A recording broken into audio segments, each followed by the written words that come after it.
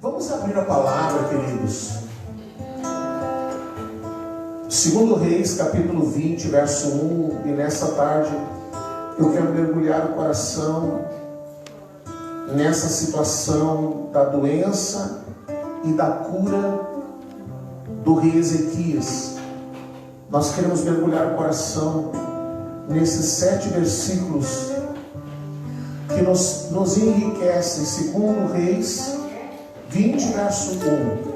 Eu já tinha dito, né? Eu não falei errado, né? Segundo Reis 20, verso 1. Pai, nós oramos pedindo que o Teu Espírito Santo venha ministrar no nosso coração, Senhor. Nós queremos que o Senhor ministre a nós. Fale conosco, Senhor. Que o Senhor abra os nossos olhos para que possamos ver. Que o Senhor abra os nossos olhos para que possamos ver. Que os nossos ouvidos sejam abertos para que possamos ouvir.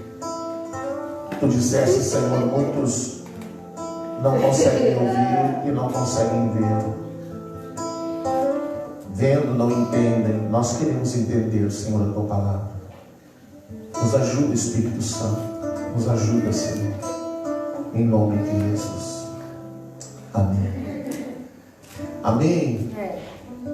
Daqui a pouquinho vai encerrar também as 24 horas de oração, de adoração. Depois não sei se o Elson ou o Renato vai vir falar aqui. Desde ontem às 18 horas, passando pela madrugada até agora. Alguns momentos tinham várias pessoas, alguns momentos estavam só os dois. E depois a gente vai falar sobre isso. Mas agora nós queremos falar sobre a doença e a cura do rei Ezequias. E da palavra, da resposta, da palavra que Deus manda o profeta dizer para o rei: põe em ordem a tua casa. Vamos lá. Naqueles dias, Ezequias adoeceu de uma enfermidade mortal. Veio ter com ele o profeta Isaías, filho de Amós, e lhe disse: assim diz o Senhor, põe em ordem a tua casa, porque morrerás e não viverás. Então virou Ezequias o rosto para a parede e orou ao Senhor, dizendo: lembra-te, Senhor, peço-te, de que andei diante de ti com fidelidade, com inteireza de coração, fiz o que era reto aos teus olhos, e chorou muitíssimo. Antes que Isaías tivesse saído da parte central da cidade, veio a ele a palavra do Senhor, dizendo: volta e dize a Ezequias, príncipe do meu povo, assim diz o Senhor, o Deus de Davi teu pai: ouvi a tua oração e vi as tuas lágrimas, eis que eu te curarei. Ao terceiro dia subirás à casa do Senhor.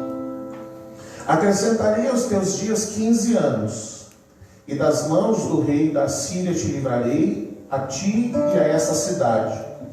E defenderei essa cidade defenderei essa cidade por amor de mim e por amor de Davi, meu servo.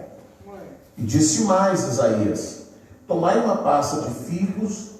Tomaram-na e a puseram sobre a úlcera, e ele recuperou a saúde. Amém? Muitas coisas aqui, tem muita informação nesse texto, mas eu queria falar algumas coisas, querido, antes de nós entrarmos em si na palavra. Não existe um padrão de como Deus agiu com uma pessoa. Não existe um padrão dizendo: Deus fez assim com o rei Ezequias, e ele fará com qualquer um que se encontrar na mesma condição. Da mesma forma que nós não podemos olhar como um padrão dizendo: bom, Deus, depois que Jó sofreu e Deus devolveu para ele tudo em dobro, que Deus vai fazer isso com todos. E nunca na palavra de Deus houve estabelecendo ou sinalizando um padrão. Deus fez isso aqui hoje e Deus vai fazer isso sempre. Você vê que Jesus, quando ele curava as pessoas, já que vamos falar sobre cura, Você vê que quando Jesus curava as pessoas, ele nunca agiu de uma mesma forma. Algumas vezes Jesus simplesmente dizia, vai que está curado. Algumas vezes o enfermo nem chegava perto dele, como aquele servo, ele disse, não, pode ir para casa porque o servo está curado. Outras vezes Jesus fez logo lá com saliva e colocou no olho do cego. Outra vez ele disse, botou a mão e disse que seus olhos se abram. Outra vez ele ressuscitou o morto. Outra vez ele fez de outro jeito. De outra vez ele fez de outro jeito. Ou seja, não há um padrão.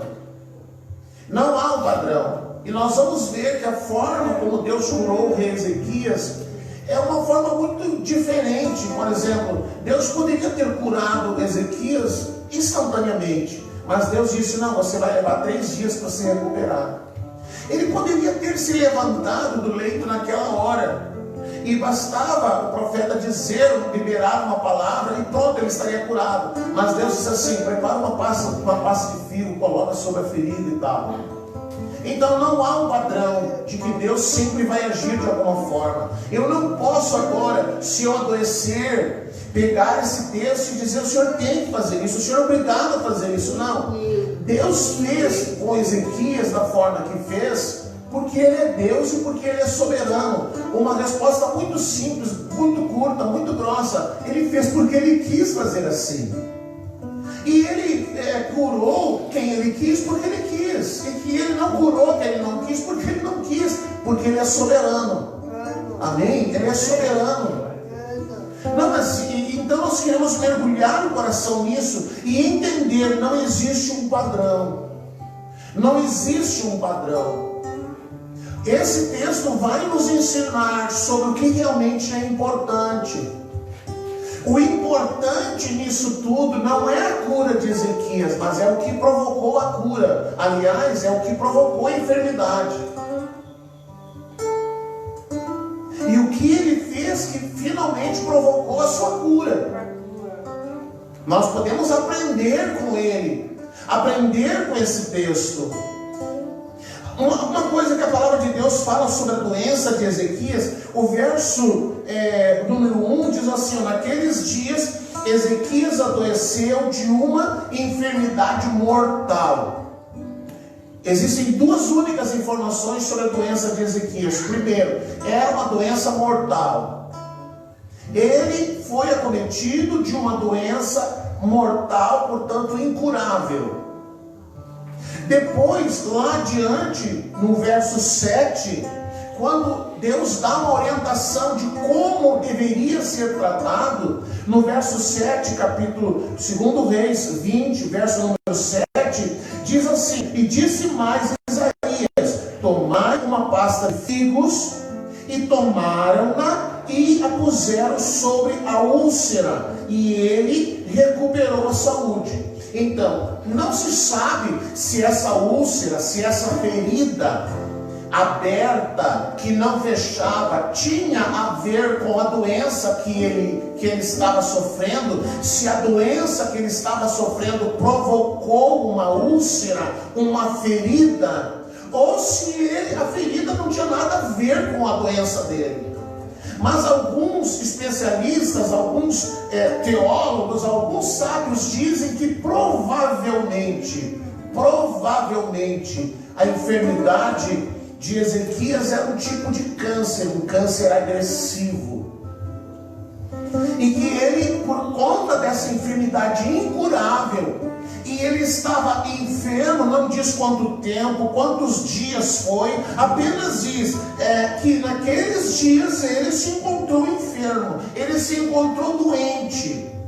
E sendo ele o rei, e tendo na sua cidade um profeta, nada mais, vamos dizer, justo do que chamar o profeta para que esse profeta pudesse orar por ele e pudesse fazer alguma coisa por ele.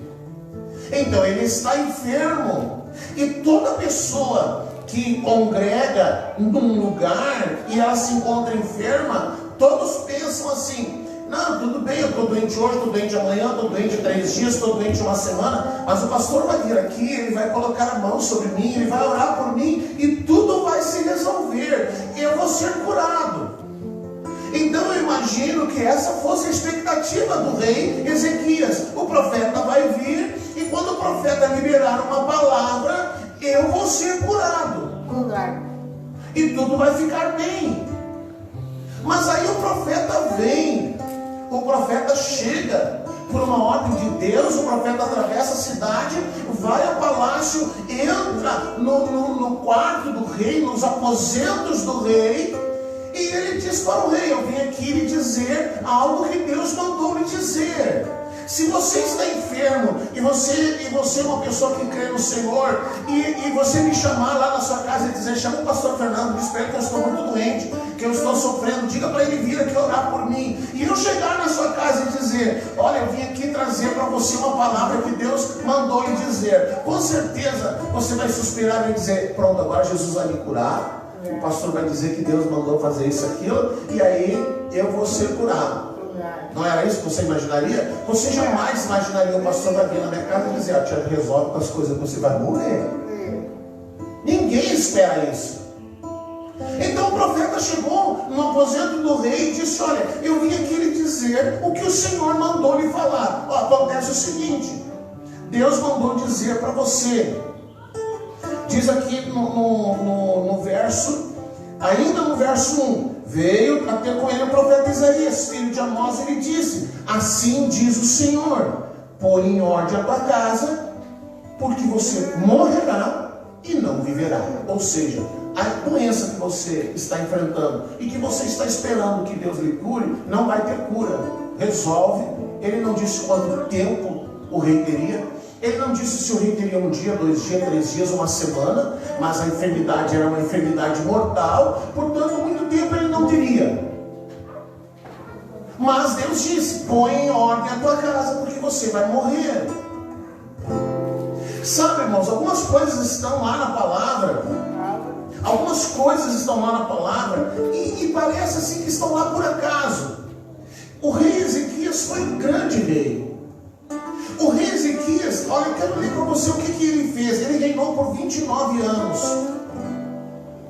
Ele foi o rei que, quando ele assumiu o reinado, no primeiro dia em que ele assumiu o reinado, as primeiras coisas que ele fez, ele mandou reconstruir as portas da cidade, para trazer segurança para a cidade, e ele mandou purificar o templo, ele mandou preparar o templo.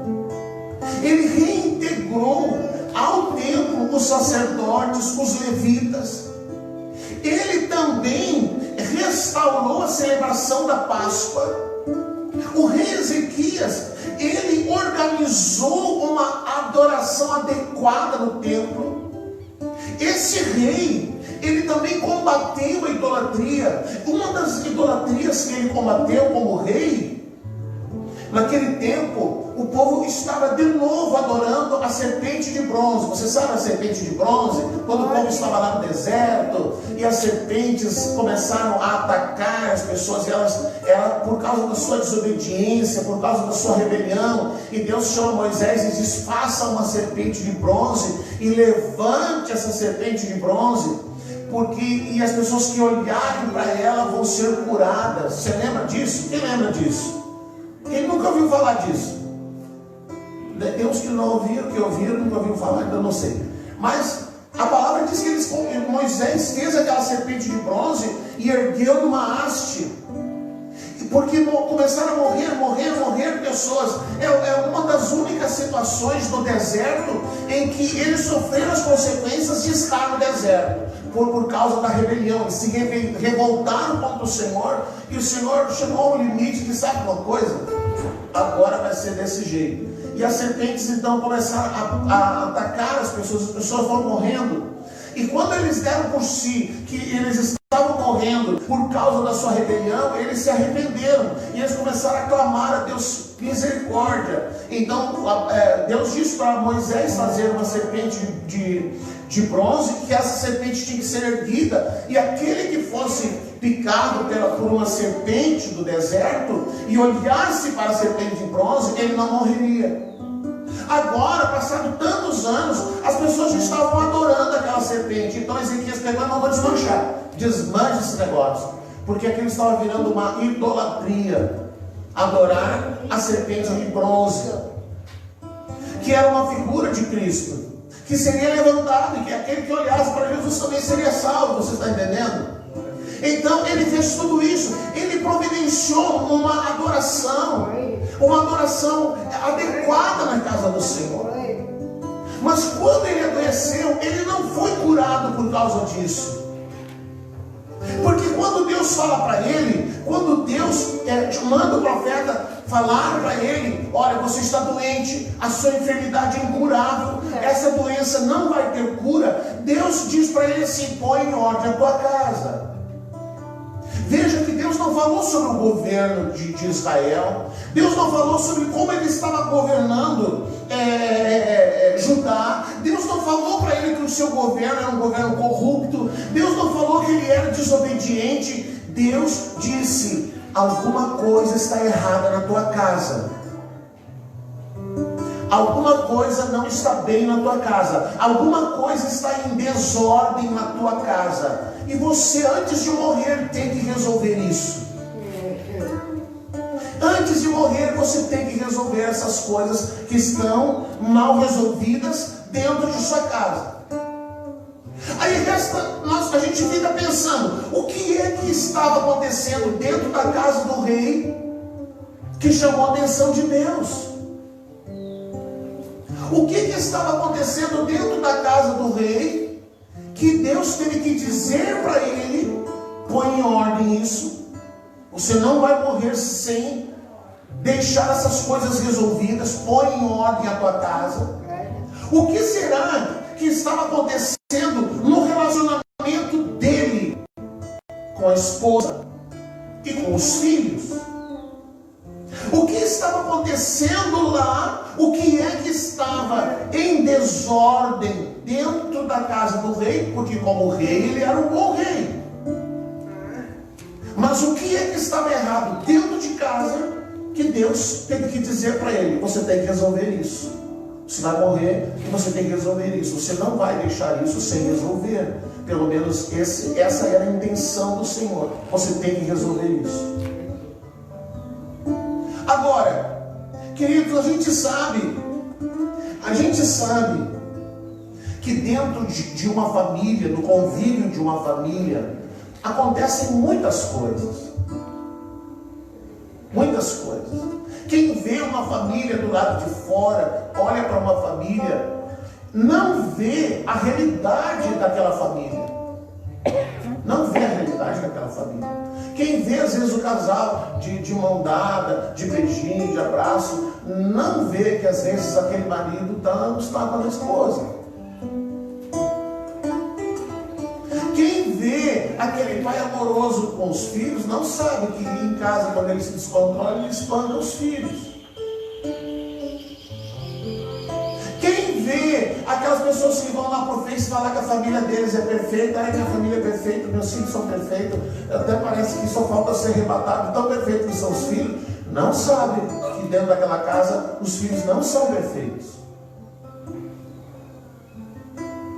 Quem vê pelo lado de fora não conhece a realidade do que acontece dentro de uma casa. Não conhece, não sabe se existe abuso dentro de uma casa, não sabe se existe violência dentro de uma casa, não sabe se lá dentro daquela casa não existe diálogo, existe discussão, existe briga, existe gritaria, ameaça.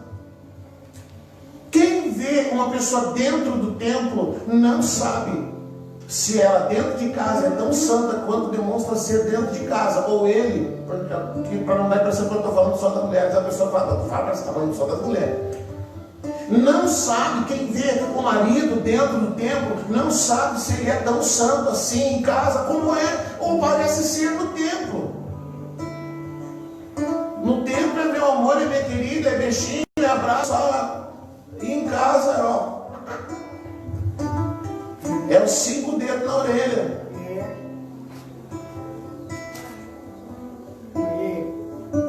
Às vezes o filho dá vontade de dizer: vamos mudar para a igreja, teu pai na igreja é tão bonzinho. A questão é que Deus não questionou como ele era como rei, Deus não questionou como ele era como um profissional. Deus não questionou se ele cumpria muito bem a sua função profissional. Deus questionou o que acontecia dentro daquela casa. E era algo muito sério, porque Deus disse: você tem que resolver isso.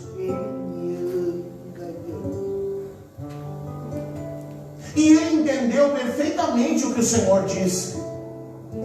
Como assim, pastor? Porque se Deus vem e diz para mim: Fernando, você tem que resolver isso, eu não sei do que Deus está falando, o que eu vou dizer para Deus? Não entendi, Senhor. O que o Senhor está falando? Profeta, por favor, do que o Senhor está falando? Ele falou isso? Não. Ele ouviu e ficou quieto. Porque as pessoas, irmãos, podem não ver. As pessoas do nosso convívio podem não saber o que se passa dentro de nossa casa. Amigos íntimos podem não conhecer a realidade da nossa vida dentro de casa. Mas Deus vê todas as coisas. De Deus ninguém esconde. Dos olhos do Senhor ninguém escapa.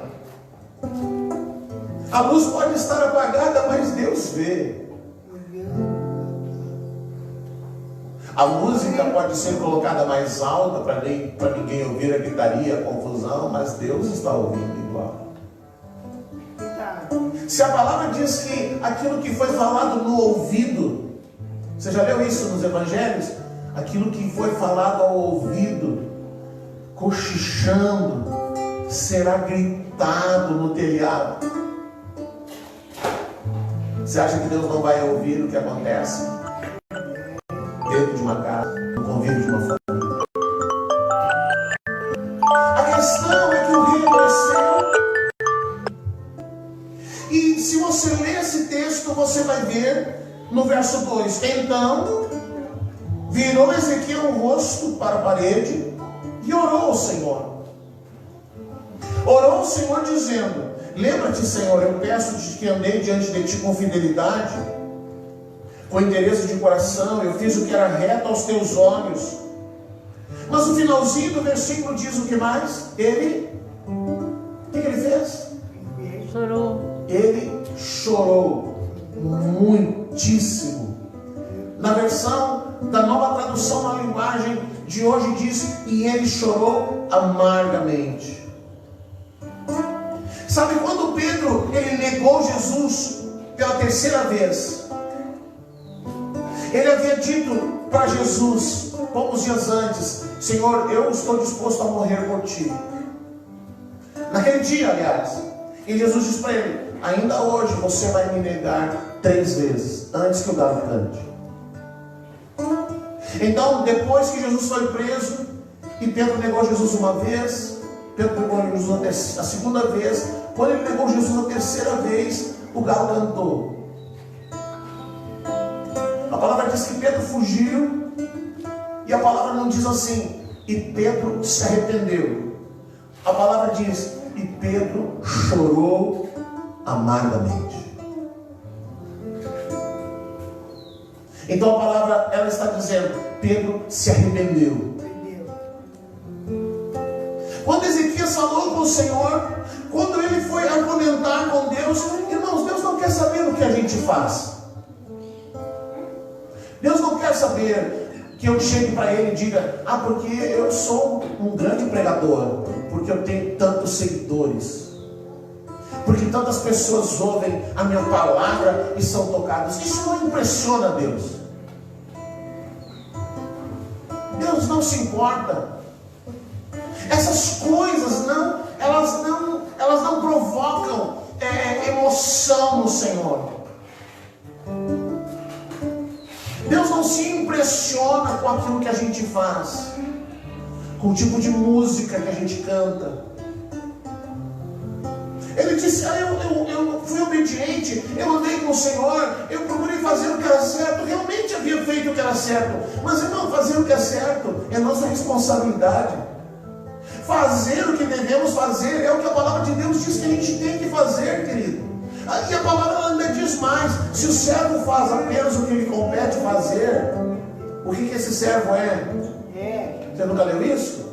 Se o servo só faz o que ele tem que fazer, o que ele sabe que tem que fazer, esse servo é o quê? Inútil.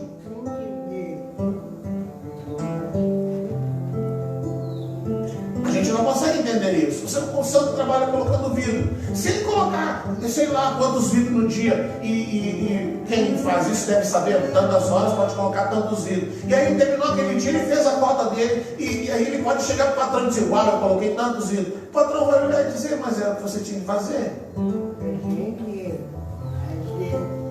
Uau, eu limpei toda a casa hoje, eu fui pago para limpar a casa, e eu fiz um excelente trabalho. Aí você vai chegar na sua patroa e vai querer, eu quero um pagamento maior, porque eu fiz melhor, eu fiz bem feito, eu fiz uma excelência. A patroa vai olhar e dizer, mas você foi pago para fazer isso. Era isso que você tinha que fazer com excelência. Você entende? Alguém me chama para limpar a piscina. Se eu fizer um serviço porco, o meu cliente, ele pode não querer me pagar. Mas se eu fizer um serviço bem feito, ele não tem compromisso de me pagar mais, porque eu fiz o que eu devia ter feito. Então, se eu chegar e eu viver na obediência diante do Senhor, e eu andar diante dele, e eu fazer o que a palavra diz que eu tenho que fazer, isso não é argumento para mim chegar diante de Deus e dizer, ó Senhor, eu fiz o que eu tinha que fazer, agora eu estou doente. Pô, maneira aí. Deus vai olhar e vai dizer, Fernando, você fez apenas o que você tinha que fazer. A tua responsabilidade é ser obediente. A tua responsabilidade é fazer as coisas que a palavra diz que você tem que fazer. Se você não faz, você está errado. Se você é desobediente, se você não corresponde ao que a palavra diz, você está errado. Mas se você faz o que a palavra diz, você não está fazendo nada demais. Por isso que Jesus ele diz assim, ó, a vossa justiça tem que exceder a dos escribas e fariseus. Eu preciso ir além. Quando você estava na religião, o que você fazia por causa da religião?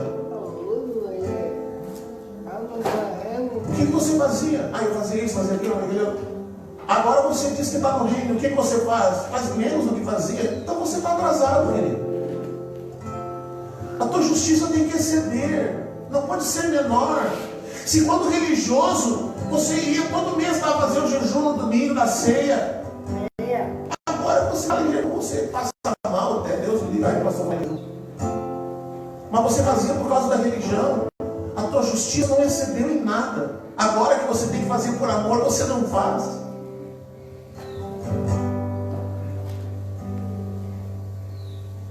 Você entende? É a mesma coisa, quando eu estava namorando a pastora, eu largava ela na porta de casa, 2, 3 vezes na semana, largava ela na porta de casa, e depois eu que me virasse para arrumar ônibus. Ela nunca pediu para me levar ela em casa, eu levava porque eu queria ficar com ela, queria ouvir, queria ter a companhia dela. Se depois eu tinha que ir a pé, de Canoas a Porto Alegre, isso era problema meu. Se eu tinha que ir na chuva ou não chuva, se não tinha mais ônibus para mim ir, isso era problema meu. Agora, mas isso era porque queria casar. Agora casa, não quer fazer mais nada pela esposa. Quando é solteiro, o que tu me peça sorrindo, o que eu faço chorando. Depois que casa, não move uma agulha.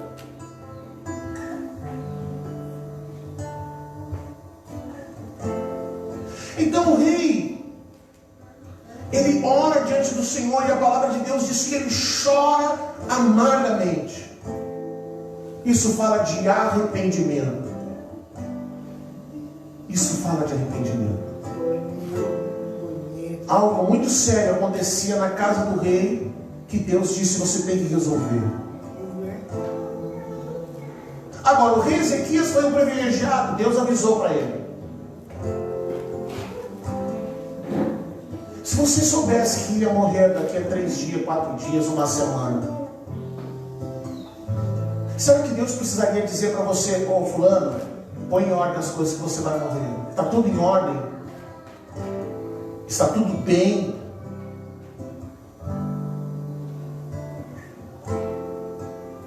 Quando minha mãe faleceu, estava lá em Santa Catarina. Ela teve um infarto, teve uma parada cardíaca, foi levada para o hospital, foi reanimada e ela ficou acordada mais umas 3 horas e depois faleceu. Nessas 3 horas em que ela ficou acordada, todos os filhos estavam lá, menos eu. E naquele tempo em que ela estava ali acordada, lúcida, ela chamou cada um dos filhos para conversar antes de falecer. E ela deu conselhos a cada um deles. Você tem que fazer assim, você tem que fazer assim, você tem que agir desse jeito. E deu orientações para cada um. E depois de 3 horas ela faleceu. E eu não pude, por conta da religião, por conta da situação, eu acabei não podendo nem sequer sepultar a minha mãe. E a única forma, haviam se passado 3 meses que eu fui chorar a morte da minha mãe. Deus me fez eu sonhar com ela naquele dia. E Deus fez eu sonhar como se eu tivesse sido o último filho a falar com ela antes dela morrer, e que ela morria nos meus braços. Aí eu fui chorar, porque eu não tive a oportunidade de me despedir dela, enfim. A questão é, se você fosse morrer, se você fosse no médico, ou se Deus dissesse para você, pelo teu nome: fulano, você vai morrer, põe em ordem tua casa. Existem famílias, irmãos, que as pessoas passam anos sem se falar.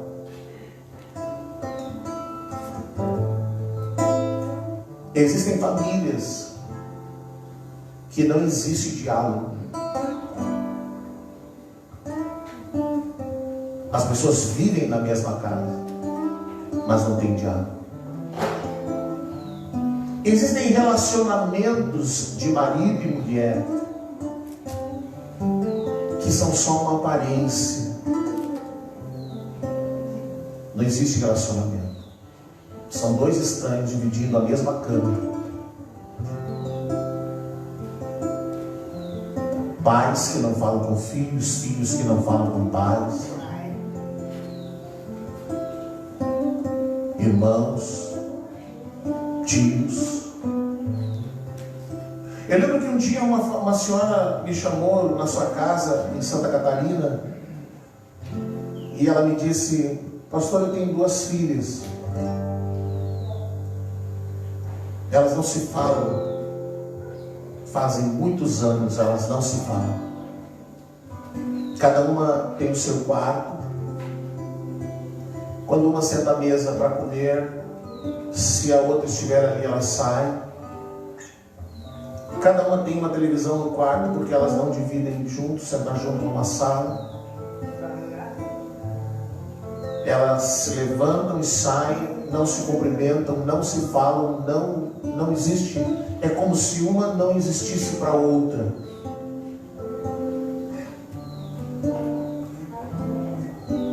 E nós oramos naquela casa, conversamos com aquela senhora, uma mãe já idosa. E naquele dia as filhas chegaram do trabalho. Naquele dia, uma sentou-se à mesa, a outra chegou, viu que a irmã estava à mesa, sentou-se à mesa, e do nada começaram a conversar. Deus fez alguma coisa no coração daquelas meninas naquele dia.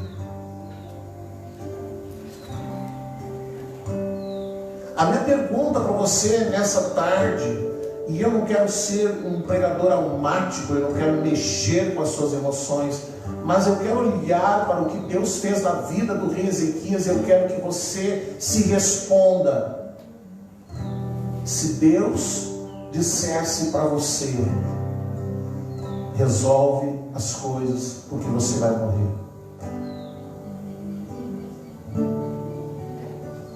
a minha pergunta é: está tudo resolvido? Você não vai ficar devendo perdão para ninguém. Você não vai ficar devendo perdão para ninguém. Às vezes nós levamos a vida como se nós nunca iríamos morrer. Eu imagino o susto da Janice quando ela soube que podia ter contraído o vírus. Porque as notícias eram: qualquer um que pega o vírus morre. Não é isso, Janice? Você tem 15 dias para vir aqui fazer o teste.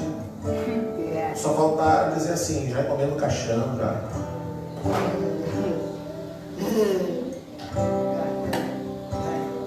Está tudo em ordem. Com seu pai, com a sua mãe, com seus filhos, com seus netos, com a esposa, com o marido. A sociedade diz assim: vamos colocar uma pedra em cima. Não, irmão, no reino de Deus não existe essa história de pedra em cima. Existe perdão. Você tem que perdoar. Jesus conta a parábola de alguém que não soube perdoar e Jesus termina dizendo: assim o nosso Pai Celeste fará com cada um que não perdoar o seu irmão. Sabe, Jesus um dia foi questionado sobre divórcio. Divórcio é uma questão muito complicada no meio evangélico. E Jesus foi questionado sobre isso. E alguém disse para ele: Senhor, Moisés nos deu o direito de uma carta de divórcio em caso de adultério, dizendo que em caso de adultério o marido poderia se divorciar da sua esposa e lhe dar uma carta de repúdio. E aí Jesus foi questionado: e o que o Senhor fala sobre isso? E Jesus deu uma resposta, e ele diz assim: sim, Moisés deu direito a uma carta de divórcio, mas ele fez isso por quê? Por causa da dureza do seu coração. É preciso ter maturidade para entender o que Jesus está falando. Jesus está dizendo que, da mesma forma que não existe um pecado que eu cometa que Deus não possa perdoar, Ele está dizendo que nós podemos lidar com os pecados dos homens com perdão. Entenda bem o que eu vou falar. Mas a palavra diz que Ezequias reconhece a sua condição de estar em pecado. Isso quer dizer que os dois precisam reconhecer, tratando-se da questão que Jesus fala sobre o divórcio. O marido precisa reconhecer que errou, e ele precisa pedir perdão para a esposa, e a esposa, tendo maturidade para isso, perdoar o marido para que haja uma restauração. Esse negócio de pedra em cima não existe. A palavra ainda diz assim: confessai os vossos pecados uns aos outros.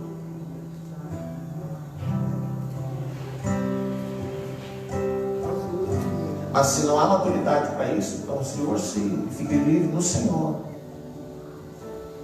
É para ficar livre no Senhor, não é para se livrar de um aqui e dali uma semana está com outro. Agora encontrei o amor. Não é isso que a palavra fala.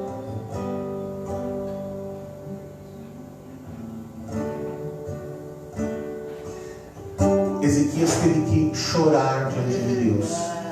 E o que toca o coração de Deus é que ele chora amargamente, que ele busca perdão do Senhor, ele se arrepende. Acontece um arrependimento sincero no coração de Ezequias, e por sua soberania, pelo seu querer, Deus decide curá-lo.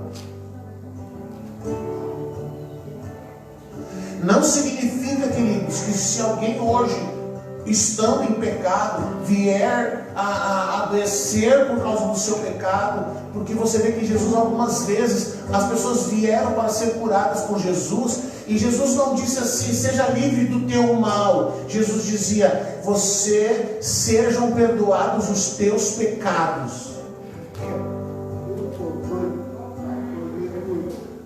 Não sei se você entende que existe uma relação entre o pecado e as suas consequências. Não sei se você entende isso, que existem estilo de vida que está gerando algo ruim para a saúde de uma pessoa e que ela pode adoecer por causa disso, como consequência do seu pecado, que a palavra de Deus diz: o salário do pecado é a morte. Todo o pecado. Isso não quer dizer que se alguém estiver em pecado e adoecer por causa do seu pecado, e ele reconhecer o seu pecado, e ele pedir perdão ao Senhor, que Deus vai curá-lo e lhe dar vida e saúde. Porque a palavra de Deus diz assim: é melhor entrar no reino sem uma perna, sem um olho, sem uma mão, do que com um corpo perfeito ser lançado no fogo. Eu não quero que você diga: não, agora eu até estou com medo, eu tenho que resolver essas questões. O que você precisa nessa tarde é olhar o teu coração, é examinar o teu coração, olhar para a pessoa que está ao seu lado, a sua esposa, o seu marido, os seus filhos, as pessoas do seu relacionamento, as pessoas da sua casa, e você precisa responder: está tudo bem. Se eu morrer hoje, se eu morrer amanhã, está tudo bem. Eu não estou devendo perdão para ninguém, eu não estou magoado com ninguém, eu não estou chateado com ninguém, está tudo em paz, eu vou morrer em paz, eu vou dormir em paz, está tudo tranquilo. Deus não vai me cobrar por qualquer outra coisa, mas isso Deus não vai me cobrar.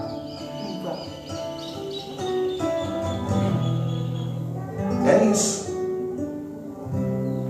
Deus não estava preocupado se ele era um bom rei. Deus não está preocupado com o que nós fazemos aqui. Deus quer saber o que acontece lá dentro da nossa casa,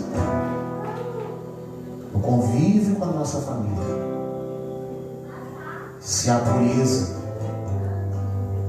se há santidade, se há perdão, se há misericórdia. Às vezes se é misericordioso com todo mundo, menos com a família. Às vezes perdoa todo mundo, mas não perdoa a família. Às vezes ama o perdido que está lá fora, mas não ama a família. Que nessa tarde você possa examinar o teu coração. Deus não curou Ezequias porque ele restaurou a adoração. Deus não curou Ezequias porque ele levantou sacerdotes e profetas. Deus não curou Ezequias porque ele restaurou as portas da cidade. Deus não curou Ezequias porque ele destruiu a idolatria. Deus curou Ezequias porque ele se arrependeu, porque ele pediu perdão ao Senhor. Por isso que Deus o curou. Então a palavra diz que Isaías estava saindo, estava atravessando, em algumas versões diz que ele nem havia saído ainda do palácio. Antes que Isaías tivesse saído da parte central da cidade, veio a ele a palavra do Senhor dizendo: volta lá e diz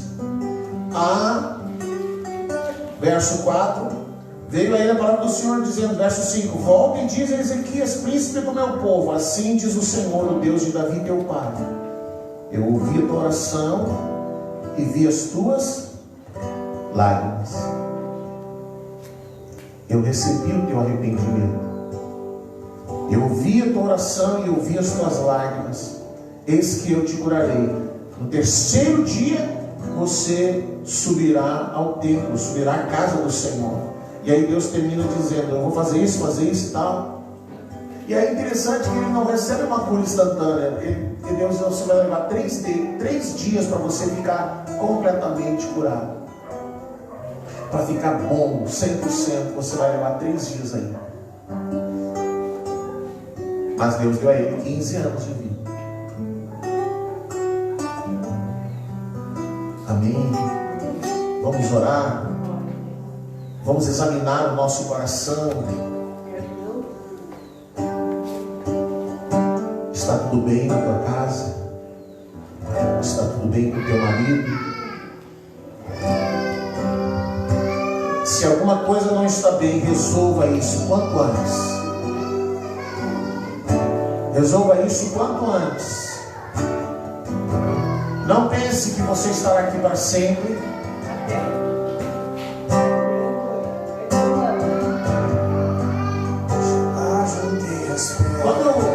Quando eu saí para o ministério, a minha mãe gostava de fazer tricô.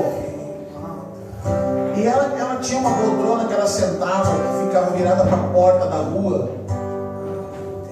E ela enxergava a rua, quem passava na rua, quem chegava. Na poltrona que ela estava fazendo tricô, ela enxergava quem passava na rua. E quem enxergava, enxergia ela sentada naquela poltrona. Então, por muitos anos depois de eu sair para o ministério, que eu fiquei fora, eu sabia que toda vez que eu voltasse a Porto Alegre, ela estava lá sentada fazendo o seu tricô, fazendo blusas e colchas, coisas de tricô. Ela estava sempre lá naquela poltrona sentada. Mas um dia ela não estava mais lá. Um dia ela foi estar com o Senhor. E a poltrona ficou desocupada. Às vezes nós temos a sensação, o sentimento de que eu sou jovem, eu tenho muito tempo pela frente ainda. Até que me apareça alguma coisa que eu posso durar mais um tempo e tal. E às vezes a gente esquece daquele ditado, né? Para morrer, basta estar vivo. Basta estar vivo. Se existe alguma coisa mal resolvida na sua casa, resolva. Se existe alguma coisa mal resolvida no teu relacionamento familiar, resolva quanto antes, não espere. Se você tem que pedir perdão, peça. Se você tem que liberar perdão, libere. Libere, fala. Procure a pessoa na sua casa, na sua família. Conserta, resolve. Busca um diálogo, libera perdão. Mas a pessoa não quer. Você não quer o problema dela, mas você tem que fazer a sua parte. Fale com essa pessoa, libere perdão. Vamos orar. Vamos orar.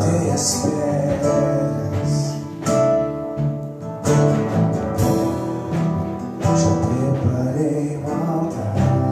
Sim, Pai. Já ajuntei a minha. Pai, ministra no nosso coração nessa tarde, Senhor. Fogo está queimando. Meu Deus, se existe alguma coisa fora de ordem nos relacionamentos da nossa casa, da nossa família, se existe alguma coisa que nós precisamos pôr em ordem, Senhor, nos ajuda a entender. Nos ajuda a entender que não importa o que fazemos aqui no templo, não importa o que fazemos em qualquer situação na casa do Senhor, que o Senhor não se impressiona com essas coisas. Se pregamos bem, se cantamos bem, se fazemos alguma coisa. O que importa, Senhor, não é o que as pessoas de fora estão vendo, mas é o que acontece na nossa casa, como nós somos, longe das aparências, longe dos olhos das pessoas, sem a máscara de santidade, sem a máscara de crente, de santo, longe dos olhos das pessoas, quem nós somos realmente. Pai, se existe alguma desordem, se existe algo que está chamando a atenção nos céus, se existe alguma coisa que precisamos consertar, Senhor, nos relacionamentos do lar, da família, Senhor, que a gente possa romper com o nosso orgulho, que a gente possa romper com o nosso ego,